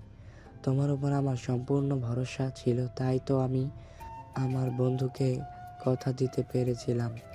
যাই হোক, এ যুগের ছেলে মেয়ে বলে কথা। তাছাড়া আমি চাই তুমি বিয়ের আগে একবার তোমার জীবন সঙ্গে সরাসরি দেখা করে কথা বলে নাও। তাই আমি ঠিক করেছি আগামীকাল তুমি আমার সঙ্গে আমার বন্ধুর বাড়িতে যাবে এবং তার মেয়ের সঙ্গে দেখা করে কথা বলবে। কিন্তু আব্বু, আমি যে তোমাকে বললাম তুমি যেমন মেয়েকে আমার কাছে এনে দাও না কেন, আমি সেই মেয়েকে নিয়ে সংসার করব। আমি কোনো অভিযোগ করব না। কিন্তু তারপরও তুমি এইসব কথা কেন বলছো? আব্বু, আমি সব কথা শুনতে চাই না। না বাবা, এরকমটা বললে হবে না। আমি আমার বন্ধুকে বলে দিয়েছি আমি কাল তোমাকে নিয়ে তার মেয়ের সঙ্গে দেখা করতে যাব। আর তারপর তোমরা দুজনে সামনাসামনি বসে দুজনের সঙ্গে কথা বলে তারপরেই সিদ্ধান্ত নেব তোমরা বিয়েটা করবে কি করবে না। নিলয় তখন আর কোনো কথাই বলল না, কারণ সে তার বাবার একমাত্র ভদ্র ছেলে। তার বাবা তাকে যা করতে বলবে সে তাই করবে। সে তার বাবার কথাতে মরতেও রাজি আছে। তাই পরের দিন সকাল হতে না হতেই নিলয় তার আব্বু রেডি হয়ে নিল রিহাদের বাড়িতে যাওয়ার জন্য। সকাল 10টা নাগাদ নিলয় আর তার আব্বু রিহাদের বাড়িতে চলে আসে। কলিং বেল চাপ দিতেই রাজ এসে দরজা খুলে দেয়। তাদের দুজনকেই দেখে বলে, আসসালামু আলাইকুম। আপনারা কারা? আপনাদেরকে তো চিনতে পারলাম না। কোথা থেকে এসেছেন আর কার সঙ্গে দেখা করতে এসেছেন? তখনই নিলয়ের আব্বু নিজের পরিচয় দেয়, আর তখন রাজ তাদেরকে নিয়ে ড্রয়িং রুমের সোফাতে বসতে দেয়। আর তারপরও আব্বুকে ডাকতে থাকে। বড় আব্বু, ও বড় আব্বু, কোথায় তুমি? দেখো, রিহা আপুর বিয়ের সম্বন্ধ নিয়ে কথা বলতে এসেছে, তুমি তাড়াতাড়ি ড্রয়িং রুমে আসো, ওনারা তোমার জন্য অপেক্ষা করছে। তুমি ওনাদেরকে বসতে দাও, আমি একটা কাজ করছি, আর কাজটা শেষ করে এক্ষুনি আসছি। তার 5 মিনিট পর রিহার আব্বু সেখানে আসে, আর তাদের দুই বন্ধু মিলে গল্প করতে থাকে। নিলয়কে রিহার আব্বুর বেশ পছন্দ হয়েছে, তাই তিনি রিহার আম্মুকে বলেন। রাহেলা, রিহাকে একবার এখানে নিয়ে আসো, ওনারাই রিহার সঙ্গে দেখা করতে এসেছে। রিহার আম্মু তখন রিয়াকে ডাকতে চায়, আর এদিকে রিহা তখন নিজের রুমে শুয়ে শুয়ে ঘুমাচ্ছিলেন। তার আম্মুর ডাক শুনে উঠে বসে আর তার আম্মুকে বলতে থাকে। কি ব্যাপার, কি হয়েছে দেখতে চাও তো? আমি ঘুমাচ্ছিলাম, তাহলে আমাকে ঘুম থেকে ডেকে তুললে কেন? তোমাদের কি খেয়ে দেয়ে কোনো কাজ নেই নাকি? সারাদিন আমাকে বিরক্ত করাই একটা কাজ পেয়েছো? দেখ, তোকে বিরক্ত করার কোনো ইচ্ছে আমার নেই। আমি তোকে বিরক্ত করতে আসবো কেন? তোর আব্বু আমাকে বলল তোকে ডেকে নিয়ে যেতে। নিচে কে যেন তোর সঙ্গে দেখা করতে এসেছে, বলল তাড়াতাড়ি নিচে যেতে। আমার সঙ্গে দেখা করতে আসার মতো কেউ নেই, তুমি বলে দাও চলে যেতে। আমি এখন ঘুম থেকে উঠতে পারবো না। এসব কথা বলে কোনো লাভ হবে না। তোর আব্বু বলেছে ওনাদের সঙ্গে তোমাকে দেখা করতেই হবে, তাই কোনো কথা না বলে চুপচাপ আমার সঙ্গে চলে আসো। রিহা তখন তার আব্বুকে হাজারটা গালি দিতে দিতে বিছানা থেকে উঠে বসতো, আর তারপর ফ্রেশ হয়ে নিচে চলে গেল। নিচে অপরিচিত দুজন লোককে দেখতে পেয়েছে। অনেকটা অবাক হয়ে তার আব্বুকে বলল। আব্বু, এই লোক দুটোকে, এদেরকে তো আমি এর আগে কখনো দেখিনি, তাহলে ওরা আমার সঙ্গে দেখা করতে আসলো কি করে? তোমাকে বলছিলাম না, আমার বন্ধুর ছেলের সঙ্গে আমি তোমার বিয়ে ঠিক করছি। এই হলো আমার বন্ধু আর আমার বন্ধুর ছেলে, ওরা তোমার সঙ্গে দেখা করতে এসেছে। আব্বু, আমার মনে হয় সত্যি সত্যি তোমার মাথা খারাপ হয়ে গেছে। তোমাকে আমি বললাম আমি কোনোভাবেই তোমার বন্ধুর ছেলেকে বিয়ে করতে পারবো না। আমি অন্য একজনকে পছন্দ করি আর তাকে বিয়ে করতে চাই। তারপরেও কেন তুমি এই ছেলেটাকে আমাদের বাড়িতে ডেকে নিয়ে আসলে? তুমি কি আমার কোনো কথাই শুনবে না নাকি? আমার কোনো কথার কোনো মূল্য তোমার কাছে নেই বলে তুমি কোনটা চাও? আমি নিজের ইচ্ছেগুলোকে বলিদান দেই যে তোমার ইচ্ছে পূরণ করি? এটা আমি কোনোদিনও করতে পারবো না। প্লিজ আব্বু, তুমি আমাকে ক্ষমা করে দাও, আমি তোমার কথা রাখতে পারবো না। বন্ধু, এসব আমি কি শুনতেছি? তোমার মেয়ে এগুলো কি বলতেছে? তুমি কি আমার ছেলের ব্যাপারে তোমার মেয়েকে কোনো কিছু বলনি নাকি যে তোমার মেয়ে কোনো কিছুই জানে না? আমি আপনার ছেলের ব্যাপারে জানতে কোনো আগ্রহী নই। আমি অন্য একজনকে ভালোবাসি আর তাকেই বিয়ে করতে চাই। এখানে আপনার ছেলে যদি মুকেশ আম্বানিও হয়, তারপরও আমি দ্বিতীয়বার ভেবে দেখব না। আপনি আপনার ছেলেকে নিয়ে চলে যেতে পারেন, আমি আপনার ছেলেকে কোনোদিনও বিয়ে করতে পারবো না। আশা করি আপনি আপনার উত্তর পেয়ে গেছেন। এখন চুপচাপ নিজের ছেলেকে নিয়ে এখান থেকে চলে যান, এটাই আপনার জন্য সবচাইতে ভালো হবে। এরপর আমি আপনার সঙ্গে কোনো কথা বলতে চাই না। আশা করি আপনি ভদ্রলোক, ভদ্রতার পরিচয় দিবেন। রিহার এমন কর্মকাণ্ডে উপস্থিত সবাই অনেকটা হতভম্ব হয়ে গেছে। রিহার আব্বু রিহাকে এতটা ভালোবাসে, রিহার কোনো আত্মার কোনোদিন অপূর্ণ রাখে না, আর সেই রিহাই কিনা তার বাবার মুখের ওপর কথা বলছে আর তার বাবাকে অপমান করছে। এগুলো রিহার বাবা আর সহ্য করতে না পেরে তখনই হার্ট অ্যাটাক করে বসে, আর বাড়ির সবাই তখন রিহার বাবাকে নিয়েই হসপিটালে চলে যায়।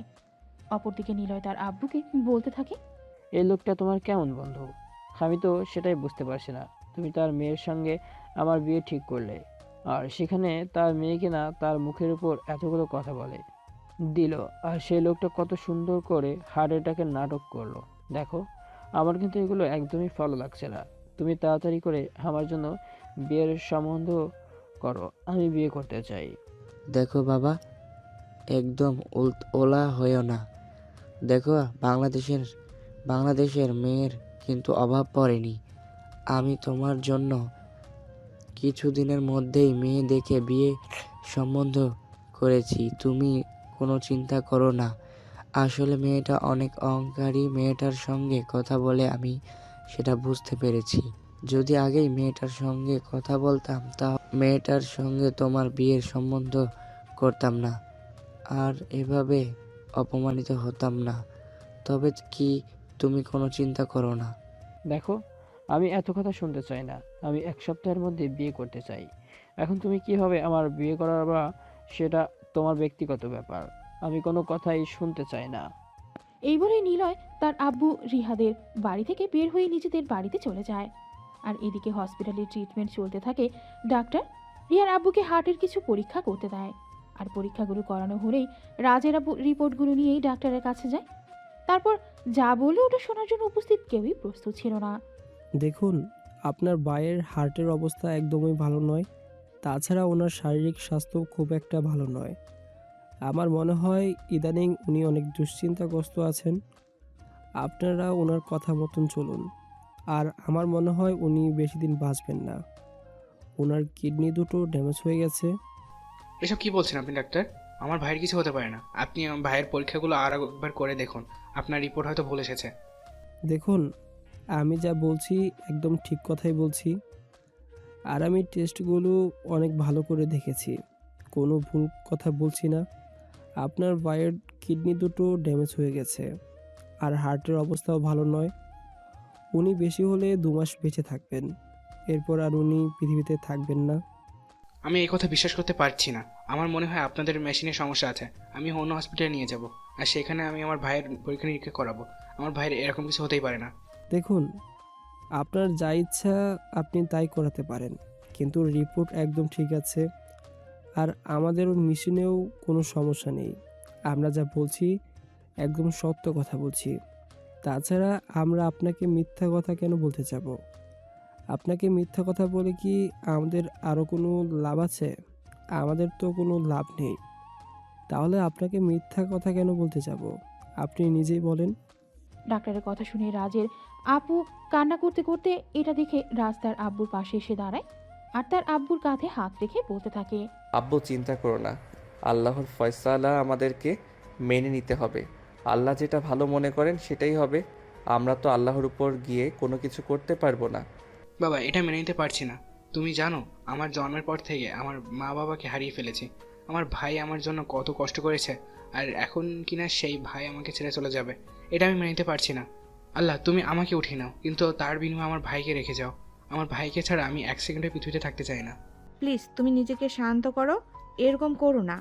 আল্লাহর কাছে দোয়া করো, আল্লাহ যেন ভাইজানকে বাঁচিয়ে রাখে। নামাজ পড়ো, আর নামাজে আল্লাহর কাছে এটাই চাও, আল্লাহ কখনোই কাউকে নিরাশ করে না। দেখো। অতপর আরও 3 দিন চলে গেল। 3 দিন পর রিহার আব্বুকে হসপিটাল থেকে রিলিজ করা হলো, আর তারপর বাসায় নিয়ে আসা হলো। আর এদিকে রিহা 2 দিন তার আব্বুর সঙ্গে দেখা করতে গেলেও রাহেলা বেগম একটাবারও নিজের স্বামীর সঙ্গে দেখা করতে হসপিটালে যাননি। তিনি এক আকাশ সমান অভিমান নিয়ে বাড়িতে বসে আছেন। বাড়িতে আসা মাত্রই তিনি রাজের আব্বুকে উদ্দেশ্য করে বলতে থাকেন, তোমার জন্য সব কিছু হয়েছে, আর যদি তুমি না থাকতে তাহলে এইসব কিছুই হতো না। আমার স্বামী একদম ভালো থাকতো আর সুস্থ থাকতো। তুমি ইচ্ছে করে আমার স্বামীকে সব সময় প্যারাই রাখো, আর সেই জন্যই আজ আমার স্বামীর সঙ্গে এত বড় একটা দুর্ঘটনা ঘটে গেল। ভাবি, এখানে আমার দোষ তুমি কোথায় খুঁজে পাচ্ছ? আমি এখানে কি করলাম? বাড়িতে যখন মেহমান এসেছিল আর ভাইয়ের সঙ্গে কথা বলছিল, তখন তো আমি বাড়িতেই ছিলাম না। আমি তো অফিসের কাছে ব্যস্ত ছিলাম। তাহলে তুমি এখানে আমার দোষ কোথায় পাচ্ছ? তুমি কি আমাকে বোকা পেয়েছো নাকি? আমি সব কিছুই বুঝতে পারি। এসব কিছুর পেছনে তোমার হাত আছে। যেখানে তোমরা সবাই জানতে আমার মেয়ের অন্য একটা ছেলেকে পছন্দ করে, সেখানে কেন আমার মেয়ের জন্য তোমরা সম্বন্ধ আনতে গেলে? তখন রাজের বাবা রিহার আম্মুকে বুঝিয়ে কিছু বলতে গেলেন, কিন্তু রিহার আম্মু কোনো কথাই শুনলেন না। উল্টে তিনি রাজের আব্বুর সঙ্গে ঝগড়া বেঁধে দিলেন। রাজের আব্বু তখন আর রিহার আম্মুর সঙ্গে কোনো কথা না বলেই নিজের রুমে চলে যান, কারণ তিনি খুব ভালো করে জানেন এখন রিয়ার আম্মুর কথা শুনে বলতে গেলেই 5টা কথা শুনতে হবে, তার সাথে বরং চুপ থাকাই উত্তম। তাছাড়া রিহার আম্মুর সঙ্গে কথা বলে একদমই অনর্থক। এই মহিলা শুধু ঝগড়াই করতে জানে। এখন ঝগড়া করার মতো কোনো মন মানসিকতা আর রাজের আব্বুর নেই, কারণ তিনি একমাত্র ভাইকে হারাতে বসেছেন। এই মুহূর্তে ভাইয়ের চাইতে ইম্পর্টেন্ট তার কাছে আর কোনো কিছুই নেই। অপরদিকে 2 দিন পর রিহার আব্বু মোটামুটি সুস্থ হয়। তখন রিহার আম্মু রিহাকে নিজের রুমে ডেকে নেন আর বলেন, রিয়া, আমি তোমার বাবা। আমি তোমার জন্য সবকিছুই করতে পারি। তুমি তো আমাকে বলছিলে তুমি অন্য একটা ছেলেকে পছন্দ করো। তুমি কোন ছেলেকে পছন্দ করো সেটা আমার কাছে বলো। তুমি যেই ছেলেকে পছন্দ করো আমি তোমাকে তার হাতে তুলে দেব। যেন আমার সময় খুব একটা নেই। আমি বেঁচে থাকতে থাকতেই তোমার একটা ব্যবস্থা করে যেতে চাই। বাবা, তুমি সত্যি আমাকে ভালোবাসো আর আমার কথা রাখো, তাহলে আমি তোমাকে বলতে পারি আমি কাকে পছন্দ করি আর কাকে ভালোবাসি। এই কথা বলে রিহা তার বাবাকে সমস্ত ঘটনা আর সব কথা খুলে বলে। সবকিছু শুনে রিহার আব্বু তাকে বলে, এসব তুমি কি বলছো মা? তোমার কি মাথা খারাপ হয়ে গেছে? রাজ তোমার ছোট ভাই, সে আমার আপন ভাইয়ের ছেলে। তাছাড়া সে তোমার সাথে 3 বছরের ছোট। তুমি এসব কথা ভাবছো কি করে? আমি কোনো কিছু জানি না আপু, আমি তাকে ভালোবাসি। তাকে দেখলে আমার মনের ভেতর কেমন যেন একটা ফিলিংস চলে আসে, তাকে কাছে পেতে ইচ্ছে করে। আমি রাজকে যদি বিয়ে করতে না পারি তাহলে পৃথিবীর কোনো ছেলেকে আমার শরীরে স্পর্শ করতে দিব না, কারণ আমি আমার সতীত্ব আর বাকি সব কিছু রাজকে দিয়ে দিয়েছি। এখন শুধু আমার দেহটাই পড়ে আছে। চুপ করো তুমি, এগুলো আমি আর শুনতে পারছি না। তোমার যদি রাজকে বিয়ে করার ইচ্ছে থাকে তাহলে আমি তাই করব, কিন্তু তারপরও তুমি ভালো থাকো, কারণ তুমি তো আমার মেয়ে। তুমি আমার কথা না মানলেও তোমাকে তো আমার কথা মানতেই হবে। অতপর রিহার আব্বু রাজের আব্বুকে নিজের রুমে ডেকে নেন আর সবকিছু খুলে বলেন। সবকিছু শুনে রাজের আব্বু রিহার আব্বুকে বলেন, ভাইয়া, আমার কোনো আপত্তি নেই, তুমি যেটা ভালো মনে করো সেটাই করো। কারণ আমার বাবা মায়ের পর তুমি আমার ভালো মন্দের চিন্তা করে এসেছো। আমি খুব ভালো করে জানি তুমি যাই সিদ্ধান্ত নাও সেটা আমার জন্য ভালোই হবে। আর তোমার সিদ্ধান্ত যদি আমার খারাপও লাগে তাতেও আমার কোনো আপত্তি নেই, কারণ আমি তোমার বিশ্বাস আর ভরসা দুটোই করি। তোমার কথাতে আমি আমার নিজের জীবনে সব কিছু বিসর্জন দিতেও রাজি আছি। তুমি যা বলবে তাই হবে। হ্যাঁ, সেটা না হয় বুঝলাম, কারণ তুই আমার ভাই। কিন্তু রাজ আর রাজের আম্মু এই ব্যাপারে রাজি হবে? আমি তো সেটাই ভেবে পাচ্ছি না। তাছাড়া রাজ এখনো অনেক ছোট, সে এখনো প্রাপ্তবয়স্ক হয়নি। এসব ব্যাপারে তুমি কোনো চিন্তা করো না, আমি সব কিছু ঠিক করে নেব। আর রাজের আম্মুর ব্যাপারে ও তোমাকে কোনো চিন্তা করতে হবে না। আমার বউ কখনোই আমার উপরে কথা বলবে না। তুমি তো খুব ভালো করে জানো আমার বউ কতটা বাধ্য। অতপর দুই ভাই মিলে রিহা আর রাজের বিয়ে দেওয়ার সিদ্ধান্ত নেয়। আর কিছুদিনের মধ্যে তারা শুভ কাজটা সেরে ফেলে। আজ ছিল রিয়া আর রাজের বিয়ে। দুজনের বিয়ে খুব সাধারণভাবেই হয়। যেহেতু তারা এই বিষয়টা পাবলিক করতে চায় না, তাই তারা ঘরোয়াভাবেই কাজী ডেকে এনে রাজ আর রিহার বিয়ের আয়োজন করে। তাদের খুব কাছের আত্মীয় স্বজনকে শুধু দাওয়াত দেওয়া হয়েছে, অন্য কাউকে দাওয়াত দেওয়া হয়নি। এটা থেকে রিহার মন একটু ব্যথিত হয়েছে। সে তার বাবাকে বলে, আব্বু, তুমি মনে হয় এই বিষয়টা ঠিকভাবে মেনে নিতে পারোনি, তাই না? না মামুনি, সেরকম কিছুই নয়। তুমি আমার একমাত্র মেয়ে। তোমার জীবনের কোনো ইচ্ছাই আমি অপূর্ণ রাখিনি। আর তুমি আমার কাছে এই ছোট্ট একটা জিনিস চেয়েছো, এটা আমি তোমাকে দিতে পারবো না? তোমার জন্য আমি সবকিছুই করতে পারি। তুমি যদি আমার জীবনটা চাও তাহলেও আমি তোমার জন্য নিজের জীবনটা উৎসর্গ করতে রাজি আছি। আমার কত ইচ্ছে ছিল মহা ধুমধাম এর সঙ্গে আমার বিয়ে হবে, কিন্তু তুমি আমার বিয়েটা তো ছোট্ট করে আয়োজন করে দিচ্ছ কেন বলো তো? দেখো, আমি শুধু মান সম্মানের কথা চিন্তা করছি। আমাদের আত্মীয় স্বজন যারা, তারা তো আমাদেরকে ছোট করে কথা বলবে না। যারা বাইরের মানুষ তারা তো অবশ্যই আমাদেরকে ছোট করে কথা বলতে ছাড়বে না। তাই তারা যাতে তোমার দিকে আঙ্গুল তুলে কথা বলতে না পারে, তাই আমি এই বিষয়টাকে গোপনে রাখতে চাই। দেখো, একজন যদি তোমার আড়ালে তোমাকে কথা বলে তাহলে সেটা তোমার গায়ে লাগবে না, কিন্তু কেউ তো একজন যদি তোমার সামনে তোমাকে একটা কথা বলে তাহলে সেটা অবশ্যই তোমার গায়ে লাগবে। তাই আমি চাই কেউ তোমার সমালোচনা করলে দূরে থেকে করুক, যেন কেউ তোমার সামনে থেকে তোমার সমালোচনা করতে না পারে। এরপর রিহা আর কোনো কথাই বলে না। এদিকে দেখতে দেখতে বিয়ের সব কাজ শেষ হয়ে গেল, কিন্তু রাজ কোনোভাবেই এগুলো মেনে নিতে চাইছিল না। সে বারবার তার ফ্যামিলির মানুষসহ সবাইকে নিষেধ করেছিল এটা না করতে। সবাইকে এই বিয়েটা আটকানোর জন্য অনেক রিকোয়েস্টও করেছিল, কিন্তু কেউ তার কোনো কথাই শুনল না। দেখো বাবা, তুমি আমাকে ক্ষমা করে দিও, আমি তোমার জন্য কিছুই করতে পারলাম না। আসলে আমার কাছে ভাইয়ের আগে আর কোনো কিছুই নেই। আমার ভাই ছোটবেলা থেকে আমাকে অনেক ভালোবাসা দিয়েছে, আর তার ঋণ আমি কোনোদিনই শোধ করতে পারবো না। সে তোমাকে চেয়েছে, তাই আমি আর তাকে ফেরাতে পারলাম না। তুমি আমাকে ক্ষমা করে দিও। হয়তো এটাই তোমার আর আমার ভাগ্যে লেখা ছিল। এই কথা বলে রাজের আব্বু নিজের রুমে গিয়ে দরজা বন্ধ করেই কান্না করতে থাকে। আসলে তিনিও এটা চাননি, কিন্তু কি করবেন? ভাইয়ের অনুরোধ বলে কথা তিনি এটা ফেলতে পারবেন না। যেভাবেই হোক তাকে এটা রাখতেই হবে। যাই হোক, এদিকে বিয়েটা হয়ে গেলে অবশেষে রাজকে কবুল বলতেই হলো, কারণ তার সঙ্গে আর কোনো পথ খোলা ছিল না। এদিকে রাজের রুমটা আজ মোটামুটি ভাবে সাজানো হয়েছে। যেহেতু এই বিয়েতে ফ্যামিলির কারণে তেমন কোনো মত নেই, রাজ নিজের রুমে সেই ব্যালকনিতে গিয়ে বসে আছে। তার কোনো কিছুই ভালো লাগছে না, চুপচাপ বসে আছে। আর এদিকে তখনই রুমে আসে রিহা। রুমে এসে সঙ্গে সঙ্গে দরজাটা বন্ধ করে দেয়। এর এদিকে দরজা বন্ধ করার আওয়াজ রাজ পেয়ে রাজ পেছনে ফিরে তাকায়। রিহাকে দেখতে পেয়ে সে দৌড় দিয়ে রিহার পা জড়িয়ে ধরে বলতে থাকে, আপু প্লিজ, তুমি আমার সঙ্গে এরকমটা করো না। তুমি এক্ষুনি আমার রুম থেকে বের হয়ে চলে যাও। আমি তোমার সঙ্গে থাকতে চাই না, প্লিজ। তুমি কেন বিয়ে করেছো আমাকে? তোকে আমি আমার করে পাবো, এটা আমার অনেক দিনের স্বপ্ন। তুই আমার সাথে উল্টাপাল্টা কিছু করিস না। এমনিতে আমার মাথা মেজাজ কোনোটাই ঠিক না। অনেক ইচ্ছে ছিল মহা ধুমধাম করে আমার বিয়ে হবে, কিন্তু কোনোটাই তো হলো না। তাই তোকে রিকোয়েস্ট করে বলছি, এমন কিছু করিস না যাতে আমার মেজাজ খারাপ হয়। আপু, তুমি তো আমার পুরো জীবনটাই নষ্ট করে দিচ্ছ।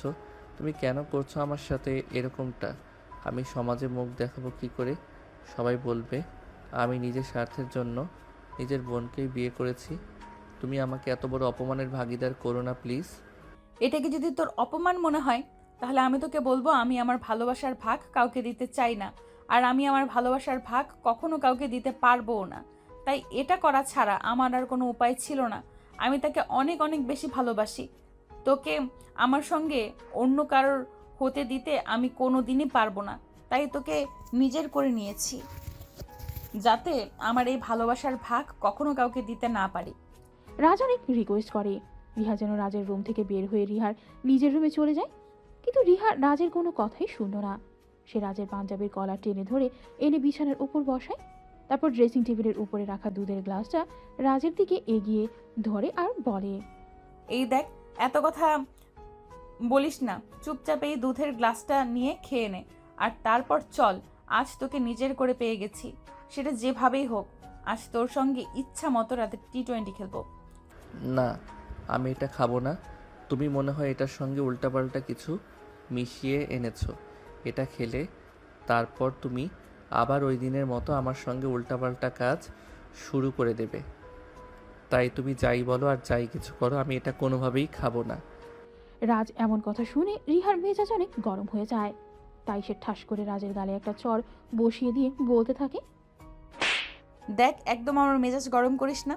তোকে তো বললাম এটা খেয়ে নে, এর মধ্যে খারাপ কিছু নেই। তাছাড়া আমি তোকে ভালোবাসি, আমি খারাপ কিছু তোকে কেন খাওয়াতে যাব? এদিকে ফর্সা গায়ের রং রাজের থাপ্পড় খেয়ে গালটা একদম টমেটোর মতো লাল হয়ে গেছে। আর এদিকে রাজ রিহাকে অনেকটাই ভয় পায়। তাই সে আর কোনো কথা না বলে চুপচাপ ঠক ঠক করে ক্লাসের সবটা দুধ খেয়ে নিল। আর তারপর বলল, আপু, আমার খুব ঘুম পেয়েছে, আমি ঘুমাবো প্লিজ। এবার আর তুমি আমাকে কোনো বিরক্ত করো না প্লিজ। আমাকে একটু শান্তি মতো ঘুমাতে দাও। বললাম তো তোকে আজ সারা রাত তোর সঙ্গে T20 ফাইনাল ম্যাচ খেলবো। তাহলে তুই এত কথা কেন বলছিস বলতো? কোনো কথা বলবি না, মুখ বন্ধ রাখ। কিন্তু এদিকে রাজ রিয়াকে ভয় পেয়ে একদম কান্না করা শুরু করে দিয়েছে। সে কোনোভাবেই নিজেকে ঠিক রাখতে পারছে না। তার খুব ভয় লাগছে রিহা যদি সত্যি সত্যি তার সঙ্গে খারাপ কিছু করে। তাছাড়া সে আরও একটা বিষয় ভেবে খুব কান্না করছে, কারণ রিহা সেদিন তার সঙ্গে যা করেছিল আজ যদি আবার সেই একই কাজ করে। অপরদিকে রাজের ভাবনার বিচ্ছেদ ঘটিয়ে রিহা আজকে তাকে ধাক্কা দিয়ে বিছানার উপর ফেলে দেয়। তারপর সেদিনের মতোই রাজের বুকের উপর উঠে পড়ে। আর এটা দেখেই রাজের বুক ধক ধক ধক ধক করতে থাকে, কারণ রাজ কিছুটা আন্দাজ করতে পারে তার সঙ্গে কি হতে চলেছে। তাই সে আবার রিয়াকে রিকোয়েস্ট করে বলতে থাকে, প্লিজ আপু, তুমি আমার উপর থেকে নেমে যাও। আমার সঙ্গে আর ওগুলো করো না যেগুলো সেদিন করেছিলে। কিন্তু রিহা তার কোনো কথা না শুনেই তার ঠোঁট দুটোর উপর আক্রমণ করে। আর তারপর রাজের পুরো শরীরেই হাত দিতে শুরু করে। এভাবে চলতে থাকে প্রায় আধ ঘন্টা ধরে। রাজ নিজেকে আর কোনোভাবেই কন্ট্রোল করতে পারছে না। আর এদিকে রিহাও তাকে এক সেকেন্ডের জন্য ছাড় দিচ্ছে না। সারা শরীরে ভালোবাসার আলিঙ্গন করছে, কখনো ঠোঁটে, কখনো গালে, কখনো গলায়, আর কখনো ঘাড়ে, কখনো বা শরীরের বিভিন্ন জায়গায়। এরপর রাজ যখন পুরো দমে উত্তেজিত হয়ে পড়ে, তখনই রিহা নিজের মনস্কামনা পূর্ণ করে। এভাবে প্রায় 1 ঘন্টার মতো চলে যায়। 1 ঘন্টা পর রিহা রাজকে ছেড়ে দেয় আর বলতে থাকে, দেখ, এখন আর আমার সঙ্গে এগুলো করিস না। এখন থেকে ফাইনালি তুই আমার হয়ে গেছিস। যাই কিছু করিস না কেন তুই নিজেকে কিন্তু কোনোভাবেই আমার থেকে দূরে রাখতে পারবি না। দিন শেষে তোকে আমার কাছেই ফিরতে হবে। তাই এখন আর এমন করিস না আমার সঙ্গে। বল, আমার কাছে থাকবি, ছেড়ে যাবি না আমাকে? ছেড়ে আর যাব কোথায়? তুমি তো আমাকে দূরে যেতে দেবেই না, তাহলে আমি যাব কি করে? তাছাড়া একটা কথা বলি, আজ কিন্তু আমারও ভালো লেগেছে। সত্যি বলছিস? তাহলে চল আরেক রাউন্ড খেলি। না, আজ আর নয়, এখন থেকে তো আমরা একসাথে থাকবো, তাহলে তো প্রতিদিনই খেলতে পারবো। আচ্ছা ঠিক আছে, তাহলে চল ঘুমিয়ে পড়ি। এই বলে রাজ আর রিহা দুজন দুজনকে জড়িয়ে ধরে ঘুমিয়ে পড়ল। আর এইভাবে শুরু হলো তাদের দুষ্টু মিষ্টি একটা প্রেমের গল্প। তো ভিউয়ার্স, আমাদের আজকের গল্পটা এই পর্যন্তই ছিল। গল্পটা আপনাদের কাছে কেমন লেগেছে অবশ্যই কমেন্টে জানাতে ভুলবেন না। সবাই ভালো থাকবেন, সুস্থ থাকবেন। আবারও দেখা হবে নতুন কোনো প্রেমের গল্পে। সে পর্যন্ত সবাই অপেক্ষায় থাকুন।